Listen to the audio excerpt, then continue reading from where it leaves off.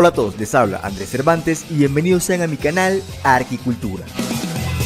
Hoy nos vamos hasta Moscú para conocer las partes de una de las iglesias más peculiares que existen, la Catedral de San Basilio, todo un hito de la arquitectura cristiana ortodoxa rusa.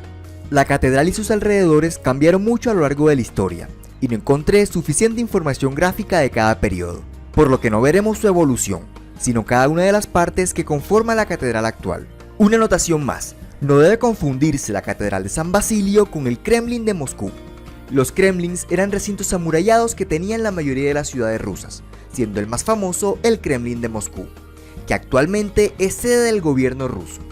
Dentro de las murallas del Kremlin de Moscú hay varias iglesias y palacios, pero la Catedral de San Basilio está fuera de esas murallas, por lo que no hace parte del Kremlin.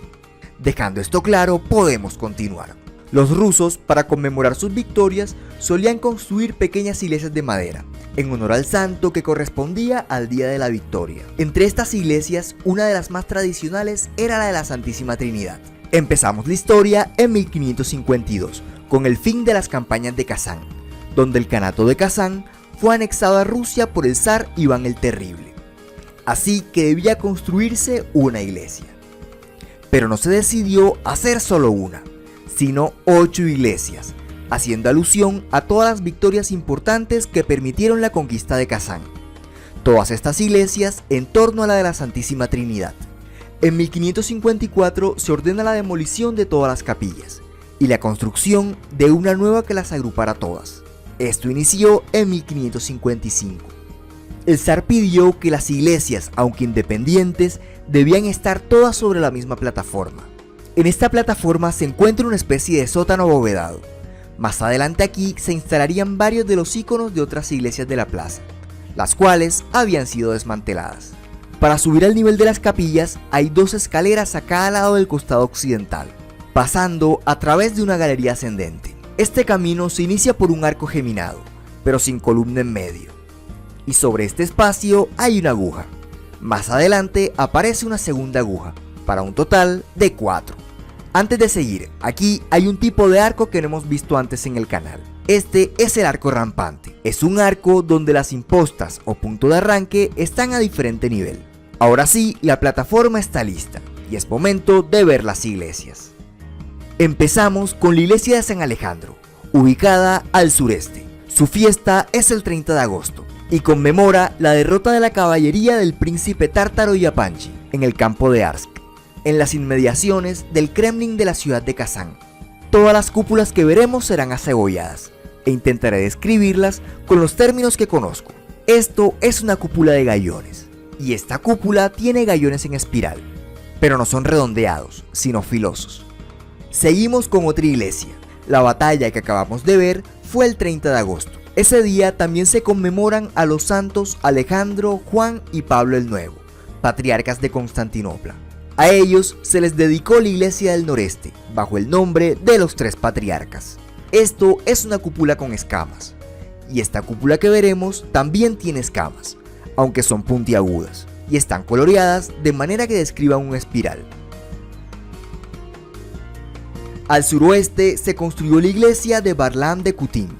Su solemnidad es el 6 de noviembre, pero esta fecha es posterior a la victoria sobre Kazán, por lo que no parece hacer alusión a estas batallas, sino a la fecha del nacimiento de Basilio III, el padre del zar Iván el Terrible. La singularidad de esta cúpula es que está totalmente cubierta con pirámides de base triangular, alternadas con triángulos. Nos vamos ahora al noroeste. Aquí se construyó la iglesia de San Gregorio de Armenia. Su solemnidad es el 30 de septiembre, un mes después de la batalla en el campo de Arsk. Aquí se conmemora la captura de una de las torres del Kremlin de Kazán. En esta cúpula veremos espirales enlazados, y en los espacios sobrantes hay unas puntas. Estas primeras 4 iglesias son las más pequeñas. Ahora veamos las más grandes. Al sur está la iglesia de San Nicolás de Bari. Esta parece no estar ligada a las batallas u otros acontecimientos. Una curiosidad, fue este santo en el que se inspiró el personaje de Santa Claus. El diseño de esta cúpula muestra un patrón en zigzag de 2 colores. Seguimos con el norte, donde se encuentra la iglesia de Cipriano y Justina. Su fiesta es el 2 de octubre. Este día se conmemora la caída de la ciudad de Kazán y la victoria rusa. Esta es una cúpula de gallones, pero alternando uno redondeado con uno apuntado.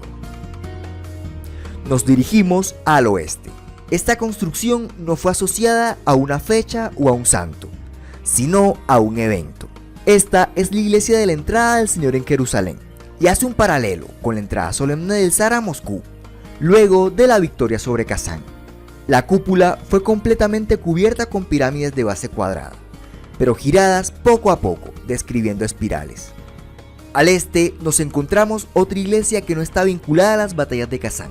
Esta es la iglesia de la Santísima Trinidad, que fue construida en homenaje a la iglesia preexistente. Esta es la última de las iglesias grandes y presenta gallones redondeados en espiral. Como la iglesia de la Santísima Trinidad ocupaba este lugar antes y cerca de aquí había un foso, a toda la catedral nueva se le conocía como Catedral de la Santísima Trinidad en el Foso.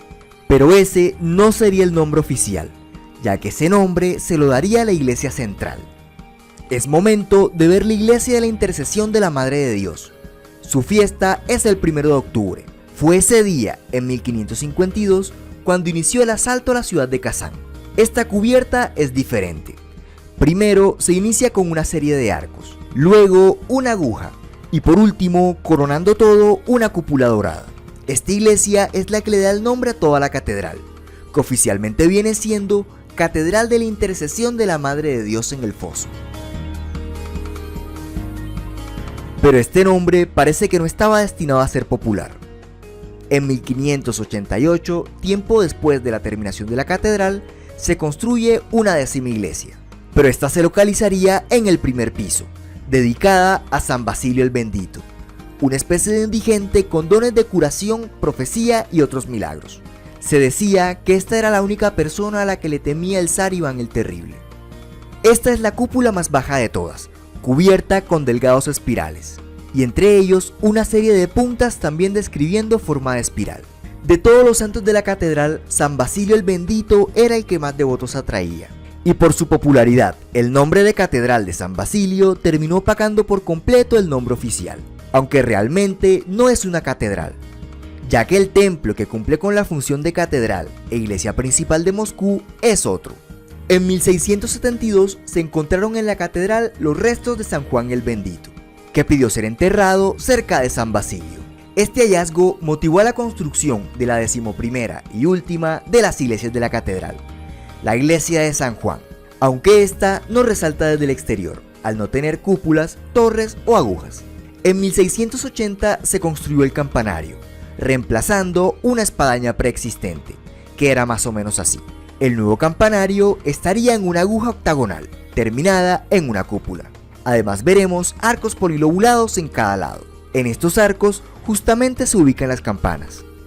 Un último detalle, como se trata de un templo ortodoxo, las cúpulas están coronadas con la cruz de la Iglesia Católica Apostólica Ortodoxa, un poco diferente a la cruz de la Iglesia Católica Apostólica Romana. Los colores y varios elementos de la catedral en general evolucionaron con el tiempo hasta su estado actual, luego de guerras, incendios y demás eventos que la fueron alterando. En este templo ortodoxo se dejaron de realizar actos litúrgicos y se le dio diversos usos desde 1929, mientras los soviéticos se encontraban en el poder. Varias veces se consideró su demolición para ampliar la Plaza Roja, pero no se hizo. Luego de la Segunda Guerra Mundial, se iniciaron los trabajos de restauración permanentes para mantener el monumento en buen estado. En 1990, el Kremlin y la Plaza Roja de Moscú fueron declarados Patrimonio de la Humanidad por la UNESCO, y esta declaratoria también abarca la Catedral de San Basilio. En 1991, con la disolución de la Unión Soviética, la catedral es reabierta al público, pero con un uso mixto. Mientras que en la mayor parte funciona el Museo de Historia Estatal, solo en la iglesia dedicada a San Basilio son realizados actos litúrgicos.